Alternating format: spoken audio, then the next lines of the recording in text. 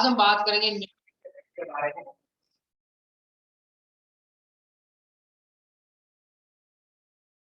And nucleic acid is also a polymer.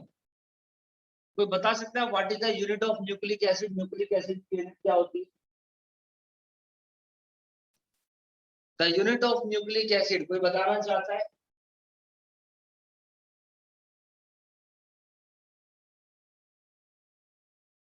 Nucleotide है ना, जिसके बारे में मैं आपको पहले पढ़ा चुका हूँ।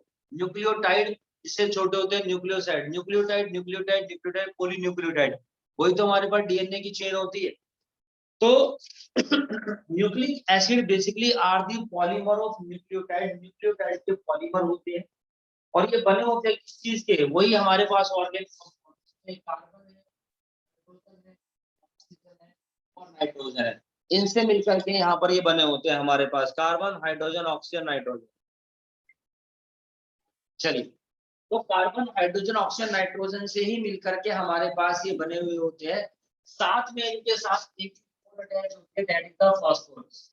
ठीक है जी, यहाँ पर हमारे पास फास्फोरस भी अटैच होता है। और ये करते क्या है, जो न्यूक्लिक एसिड होते हैं ये किसी भी सेल की बेसिक फंक्शंस को कंट्रोल करते हैं, बल्कि मैं तो कहता हूँ एडवांस फंक्शन को भी कंट्रोल करते हैं। ठीक, तो सबसे पहले न्यूक्लिक एसिड के बारे में हमारे को बताया था बच्चों फ्रेडरिक मिशर ने।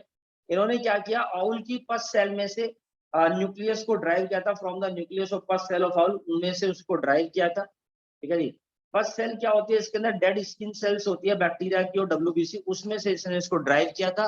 और साथ साथ हमारे बाद में जो बायोलॉजी बताया था कि जो डीएनए की जो स्ट्रक्चर होती है न्यूक्लिक एसिड की, वो डबल हेलिकल स्ट्रक्चर होती है।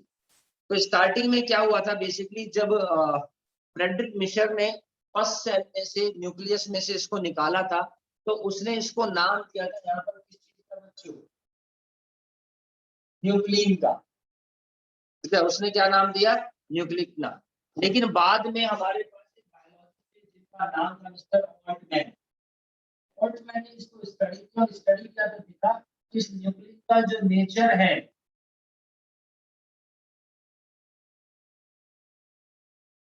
वो कैसा नेचर है जी, एसिडिक नेचर है। तो बाद में इसको नाम दिया गया, यहाँ पर न्यूक्लिक एसिड का नाम दिया गया। ठीक है, so they are found in the nucleus, इन न्यूक्लियस में पाए जाते हैं। And they help in transfer of genetic material. करते क्या है बच्चों, इनका काम होता है यहाँ पर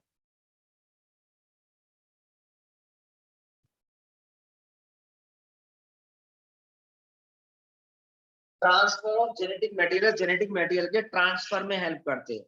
तो ये पॉलीन्यूक्लियोटाइड होते हैं, together with polysaccharide and polypeptide comprise the true macromolecular function of any living tissue और cell. Nucleotide are the building blocks in a nucleic acid. ये हमारे पास मैक्रोमोलिक्यूल्स होते हैं जो प्रेजेंट थे इनसॉल्युबल पैलेट में। तो पॉलीन्यूक्लियोटाइड सबसे पहली चीज, building block of nucleotide, and together with polysaccharides and polypeptide के साथ में पाए जाते हैं। न्यूक्लियोटाइड के अंदर हम लोग यहाँ पर देखते हैं तीन तरीके के डिस्टिंक्ट कंपाउंड्स होते हैं बच्चों यहाँ। ठीक है जी, यहाँ पर तीन तरीके के डिस्टिंक्ट कंपाउंड्स होते हैं। एक तो हमारे अंदर इनके हेट्रोसाइक्लिक कंपाउंड्स पाए जाते हैं। हेट्रोसाइक्लिक कंपाउंड्स हमारे पास तीन चीजें पाए जाते हैं। एक तो हेट्रोसाइक्लिक कंपाउंड्स पाए गए। हेट्रोसाइक्लिक कंपाउंड्स कोई कुछ नहीं है, ये वही है, कौन से, हाइड्रोजन बेस। पढ़ नहीं रहे आप लोग घर पे, है ना, सिर्फ हाजिरी लगा रहे यहाँ पर आकर के, भैया आ गए सर जी क्लास लेने एसी में बैठने। तो heterocyclic compound, cyclic compounds, nitrogenous base है। हमारे पास कितने नाइट्रोजन बेस होते हैं टोटल? अरे कितने नाइट्रोजन बेस है?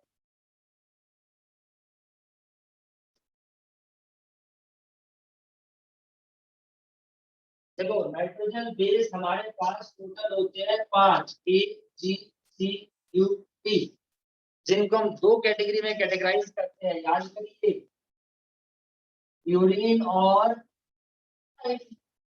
पायरिडिन। यूरिन में आते हैं ए और जी, और पायरिडिन में CUT आते हैं हमारे पास। चलिए, तो हेट्रोसाइक्लिक कंपाउंड में नाइट्रोजन बेस आते हैं। फिर आते हैं हमारे पास दूसरी चीज जो है वो है शुगर। ठीक है जी। कौन सी शुगर होती है 5 कार्बन वाली शुगर जिसका नाम है यहाँ पर राइबोज। तो राइबोज बेसिकली हमारे पास यहाँ पर है, ठीक है जी। मोनोमर है राइबोज, मोनोसेक्राइड। पेंटोज शुगर होती है आपकी ये दो तरीके की होती है। राइबोज पाई जाती है आरएनए में और डीऑक्सी राइबोज पाई जाती है डीएनए में। तो शुगर है यहाँ पर। और तीसरी चीज होती है हमारे पास फॉस्फोरिक एसिड यानी कि फॉस्फेट ग्रुप बेस। तो ये 3 कंपोनेंट्स होते हैं हमारे पास किस चीज के बच्चों, न्यूक्लिक एसिड।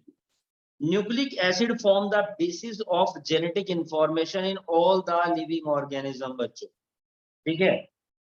तो ये पॉलीन्यूक्लियोटाइड है और मैं आपको बताऊं कि ये पॉलीसैकेराइड और पॉलीपेप्टाइड के साथ मिलकर के this comprise the to macromolecular fraction of any living tissue और सेल।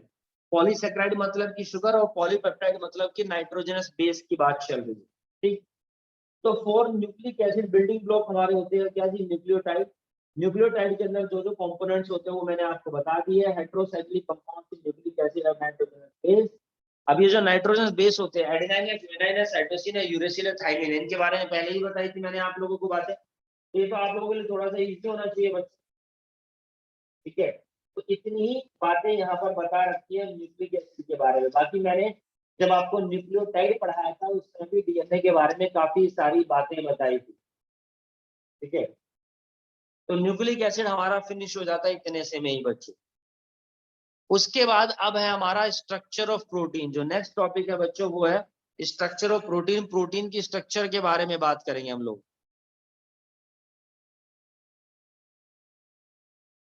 देखिए हम लोग यहाँ पर आप बच्चों प्रोटीन स्ट्रक्चर के बारे में बात करते हैं। सर प्रोटीन की भी स्ट्रक्चर होती है, जी हाँ, प्रोटीन की भी स्ट्रक्चर होती है। बहुत इंपॉर्टेंट टॉपिक है, बहुत सारे क्वेश्चन बनते हैं। एक तो है हमारे पास सबसे पहले प्राइमरी प्रोटीन, या आप कह सकते हैं स्ट्रक्चर ऑफ प्राइमरी प्रोटीन या primary structure. Basically primary protein protein की प्राइमरी स्ट्रक्चर बोलते हैं। देखिए प्राइमरी स्ट्रक्चर किस तरीके से होती है प्रोटीन की।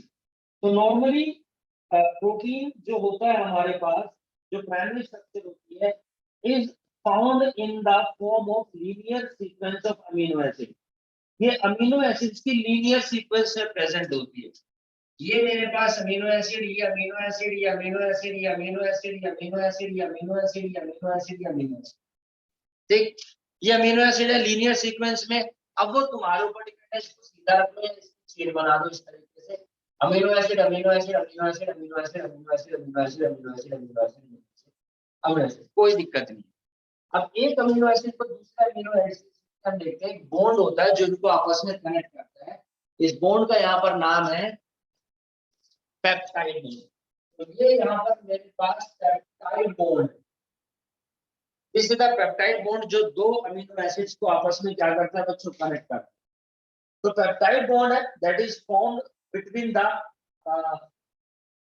Amino acids. और अमीनो एसिड की स्ट्रक्चर बना करके दिखाई थी मैंने, जिसमें एक अमीनो ग्रुप होता है और एक मेरे पास यहाँ पर क्या होता है, कार्बोक्सिल ग्रुप होता है, ठीक है ना। अब मुझे मेरे पास अमीनो एसिड एक कार्बन है यहाँ पर COOH, यहाँ पर है हमारे पास दूसरा हाइड्रोकार्बन, ये मेरे पास H हो गया और यहाँ पर मेरे पास एक अमीनो एसिड ये है। अब सोचो अगला अमीनो एसिड जो होगा वो ये होगा।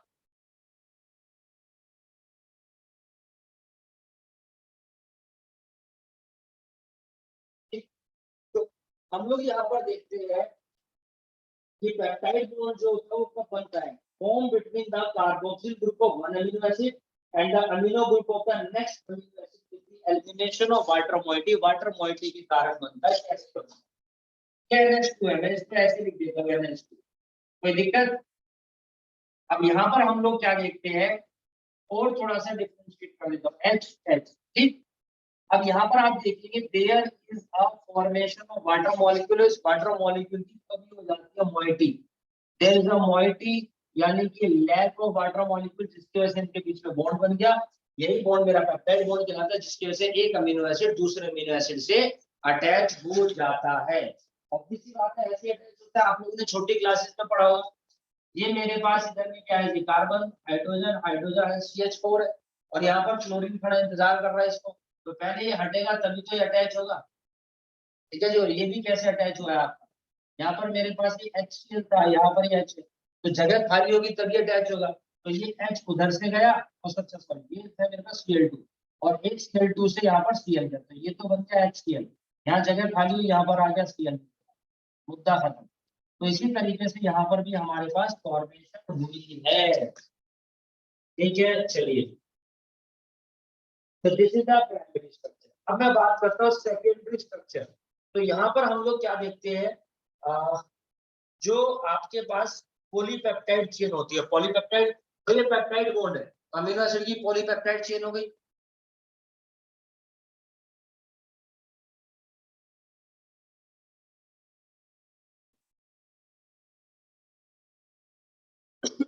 अमीनो एसिड की मेरे पास यहाँ पर पॉलीपेप्टाइड चेन होगी।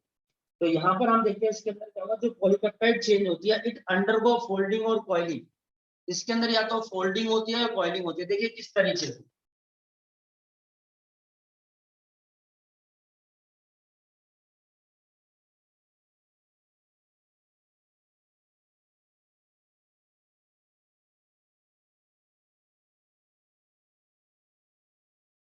जैसे पेपर होता है हम लोगों ने उसको फोल्ड कर दिया, उस तरह की 3D structure, something like that, या तो इस तरीके से होती है या फिर इस तरीके से होती है।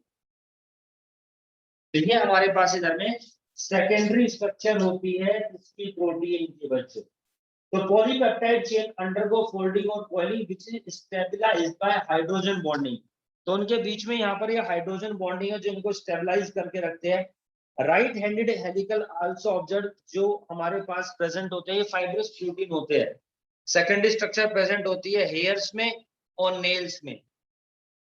नेल्स और हेयर से हमारे पास प्रोटीन की सेकेंडरी स्ट्रक्चर प्रेजेंट होती है। आपने सुना होगा हेयर्स में, नेल्स में क्या होता है, डेट प्रोटीन होता है, तो उसकी स्ट्रक्चर भी ऐसी होती है, फोल्डिंग टाइप, इसकी जो होती है थोड़ी सी असेंडिंग टाइप होती है। फिर है मेरे पास प्रोटीन की टर्शियरी स्ट्रक्चर।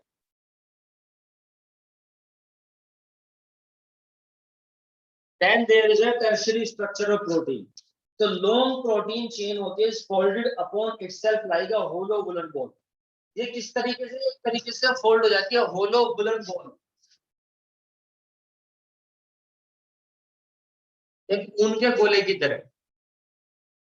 ठीक है, like a hollow woolen ball and gives a three dimensional view of protein, और थ्री डायमेंशनल व्यू देखने को मिलता है। और इसका एग्जांपल है मेरे पास यहाँ पर मायोसिन। नहीं, इसका एग्जांपल है यहाँ पर मायोसिन। तो ये मायोसिन प्रोटीन हमारी मसल्स के अंदर प्रेजेंट होता है बच्चों। तो वहां पर टर्शियरी स्ट्रक्चर होती है हमारे पास किस चीज की, प्रोटीन की, जो बेसिकली पैकिंग टाइप में होता है।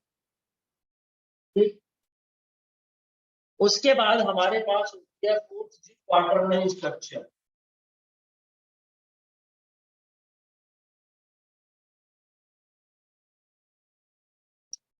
जब क्वार्टरनरी स्ट्रक्चर के बारे में बात करते हैं तो टू और मोर, दो या दो से ज्यादा पॉलीपेप्टाइड चेन होती है with their foldings and coilings are arranged with respect to each other. ठीक है जी, are arranged with respect to each other. ये ये होलो बोल, ये दूसरी होलो बोल, ये तीसरी होलो बोल, ये चौथी, तो इस तरीके से अरेंज है। तो यहाँ पर हम देखते हैं दो दो चेन है ना। आप मान लीजिए ये कौन सी है, अल्फा, ये अल्फा, ये बीटा, ये बीटा। इस तरीके से मेरे पास यहाँ पर ये चेन है। तो टू और more polypeptide chain with their foldings and coilings are arranged with respect to each other. इसका एग्जांपल है ह्यूमन हीमोग्लोबिन। ये किसके अंदर पाया जाता है, तो हमारे पास हीमोग्लोबिन होता है। ह्यूमन के हीमोग्लोबिन के अंदर दो अल्फा चेन होती है और दो बीटा चेन होती है। This is the structure of protein, ये प्रोटीन की स्ट्रक्चर है।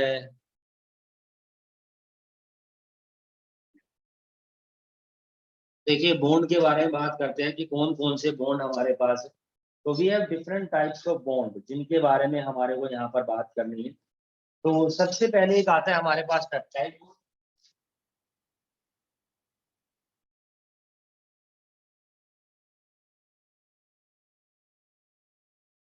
दूसरा है ग्लाइकोसिडिक बॉन्ड,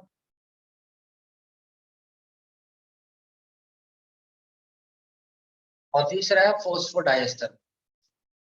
जैसे ऑलरेडी मैं इनके बारे में बता चुका हूँ, बता चुका हूँ। है, नहीं पता? चलिए सुन लीजिए दोबारा। तो सबसे पहला बॉन्ड जो है पेप्टाइड बॉन्ड है बच्चों। It is formed between the carboxyl group of one amino acid and the amino group of the next amino acid with the elimination of water moiety, यानी वाटर के डिहाइड्रेशन के कारण वो bond मेरा यहाँ पर पेप्टाइड बॉन्ड कहलाता है। तो अमीनो एसिड हम यहाँ पर देख रहे हैं जिसका एक COOH है और दूसरा मेरे पास यहाँ पर है, यहाँ पर हम देखते हैं पेप्टाइड बॉन्ड बनता है with the help of water moiety. यहाँ पर हम लोग क्या देखते हैं, H2O।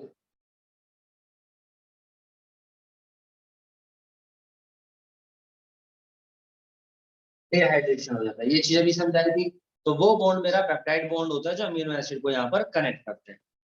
दूसरा जो बॉन्ड होता है मेरे पास ग्लाइकोसिडिक बॉन्ड होता है। नॉर्मली ग्लाइकोसिडिक बॉन्ड किससे कनेक्ट होता है, कैसे कनेक्ट होता है, मैं आपको वो भी बता देता हूँ। तो जो ग्लाइकोसिडिक बॉन्ड होता है, द इंडिविजुअल मोनोसैक्राइड्स, जो हमारे पास मोनोसैक्राइड्स होती है या आप कह सकते हैं जो शुगर की यूनिट होती है, link with each other to form polysaccharide, और मिल मिलके क्या बना देती है जी, पॉलीसैक्राइड बना देती है। And this bond is also form dehydration. ये कैसे बनता है, it form between the two carbon atoms और टू एडजेसेंट मोनोसैक्राइड्स। ठीक, मान लीजिए मेरे पास यहाँ पर एक शुगर है, एक शुगर है, दोनों के कार्बन है और इनके बीच में बॉन्ड बनता है वो ग्लाइकोसिडिक बॉन्ड बनता है। यानी दो शुगर के कार्बन्स के बीच में जो बॉन्ड बनता है वो ग्लाइकोसिडिक बॉन्ड बनता है। आप याद करिए कि मेरे पास यहाँ पर ये शुगर है,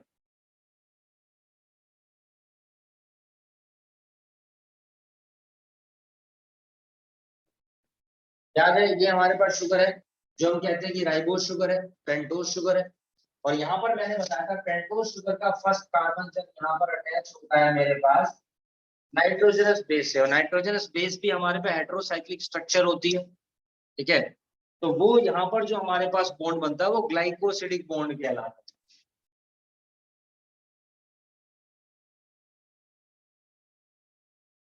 स्ट्रक्चर मैंने बना के दिखाई थी आपको पहले भी। तो this is the glycosidic bond, ये हमारे पास इधर है बच्चों, ग्लाइकोसिडिक बॉन्ड है। तो कुछ फंक्शनल ग्रुप्स होते हैं जो ज्वाइन होते हैं शुगर मॉलिक्यूल के साथ to another group is called the glycosidic bond. Another group में और may not be another, carbohydrate भी हो सकता है और दूसरा भी हो सकता है। जैसे यहाँ पर दो कार्बन है, देखो अब जैसे इस कार्बन का इसका सॉरी शुगर का कार्बन है, ऐसे दूसरी शुगर का भी कार्बन होगा, वो अटैचमेंट तो भी ग्लाइकोसिडिक बॉन्ड है। या फिर मेरे पास अब इस वाली शुगर का जो कार्बन है वो अटैच है किसी दूसरे फंक्शनल ग्रुप से, नाइट्रोजनस बेस से, तो भी मेरे पास वो ग्लाइकोसिडिक बॉन्ड है। क्लियर है ये चीज? तीसरा होता है जो मेरे पास फोस्फोडाइस्टर बॉन्ड। तो फोस्फोडाइस्टर बॉन्ड में क्या होता है, कोई भी न्यूक्लिक एसिड है तो वहां पर हम देखते हैं phosphate moiety links the 3 carbon of one sugar one nucleotide to the 5 carbon of the sugar of the succeeding nucleotide. मैं समझाने की कोशिश करता हूँ कि कहना क्या चाह रहा है। देखो ये मेरे पास डीएनए का स्ट्रैंड, ये 3' और ये 5', ये दूसरा स्ट्रैंड है, ये वाला 5'।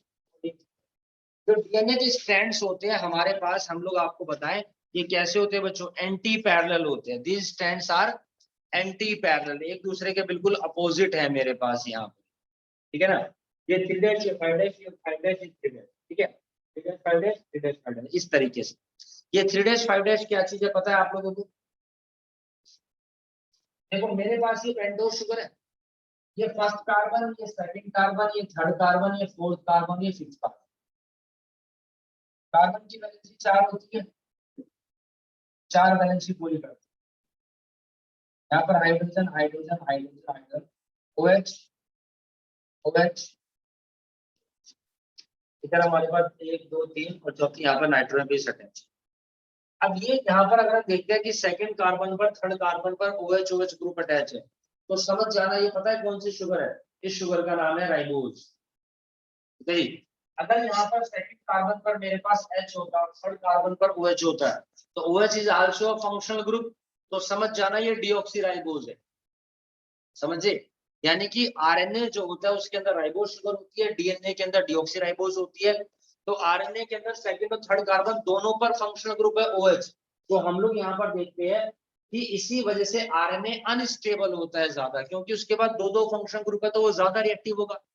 डीएनए ज्यादा स्टेबल होता है क्योंकि उसके पास एक फंक्शनल ग्रुप है, ठीक है। मैं भी आपको आरएनए के रिस्पेक्ट में समझाता हूं, कोई दिक्कत नहीं। ये है। अब ये देखो, ध्यान से देखो कि ये नाइट्रोजन बेस यहाँ पर हो सकता है कि ए हो, तो आप ये देखिए दिस इज द बॉन्ड, ये ए, ये टी, ये ए, ये टी, ये सी और ये जी। इस तरीके से बॉन्ड्स होते हैं, जीन्स होते हैं, बात मैंने आपको पहले ही बताई थी। अब इसको आप जूम करके देखेंगे इस सेक्शन को, एक को, तो वो पूरा का पूरा ये वाला सेक्शन, इसमें नाइट्रोजन स्पेस ये हो गया, ये हमारे पास पेंटोज शुगर होगी और यहाँ पर मेरे पास फॉस्फेट ग्रुप है। पूरा न्यूक्लियोटाइड है ये अपने आप में, और इधर मेरा ये दूसरा न्यूक्लियोटाइड है। अब जो दूसरा न्यूक्लियोटाइड होता है वो अपोजिट होता है। अब देखो एक ये है, इसके नीचे वाली स्ट्रक्चर होगी, तो इसके नीचे वाली स्ट्रक्चर फर्दर बना देते हैं। First carbon, second carbon, third carbon, carbon और ये वाला फिफ्थ कार्बन, ठीक है। अब फिफ्थ कार्बन पर मेरे पास क्या होता है, फॉस्फेट ग्रुप, ठीक है जी। अब वो अटैच है किससे, यहाँ पर, अब ये जगह खाली होगी तभी तो अटैच होगा। ये OH हट गया, रिएक्शन कर गया, मैंने बताया, उसके साथ ही अटैच हो गया।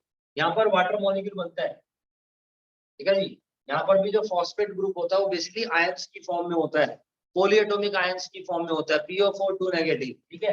यहाँ से वाटर मॉलिक्यूल की मोइटी हो गई, इसके साथ अटैच हो गया। अब आप देखिए कि पूरा डीएनए का स्ट्रैंड होगा इस तरीके से। अब जब मैं इसमें कट मार दूंगा, मान लो यहाँ से कट मारा और यहाँ से कट मारा, तो पक्की बात है सबसे नीचे वाला जो होगा यहाँ पर वो थ्री खाली होगा। भाई थर्ड कार्बन मेरा खाली होगा ना, कट लगा तो खाली है। अगर खाली नहीं होता तो अटैच होगा नीचे वाले न्यूक्लियोटाइड से, तो खाली है, 3' एंड है। और यहाँ पर इसका 5 कार्बन जो खाली है, यहाँ पर कट लगाएंगे, तो ये 5' रिप्रेजेंट करते हैं यहाँ पर इनको, ठीक है। और इसी की अपोजिट साइड होती है मेरे पास दूसरी तरफ, जो दूसरा स्टैंड होता है वो कैसा होता है जी, वो जो दूसरा स्टैंड होता है ये एंटी पैरेलल होते हैं। आप देखिए अगर एक शुगर ऐसे है ना मेरे पास यहाँ पर, देखिए आपका ए है, तो दूसरी तरफ ए के साथ अटैच होगा इस तरीके से, कार्बन यहाँ पर, इसका थर्ड कार्बन ये है और इसका थर्ड कार्बन, 5 कार्बन और इसका थर्ड कार्बन, ऐसे एंटी पैरेलल होते हैं, अपोजिट होते हैं हमेशा, ठीक है जी। तो ये उसको रिप्रेजेंट कर रहे हैं यहाँ पर। तो आप देखिए यहाँ पर ये जो बॉन्ड बनते हैं, these are the phosphodiester bond. अब ये वाला बॉन्ड मेरा क्या कहलाता है बच्चों, फॉस्फोडाइएस्टर बॉन्ड कहलाता है, जिसकी वजह से आपके ये यहाँ पर अटैच्ड होते हैं। Got it? उसके बाद अब हम आपको बताएंगे secondary structure of nucleic acid. Nucleic acid के डिटेल स्ट्रक्चर यानी कि डीएनए की डिटेल स्ट्रक्चर।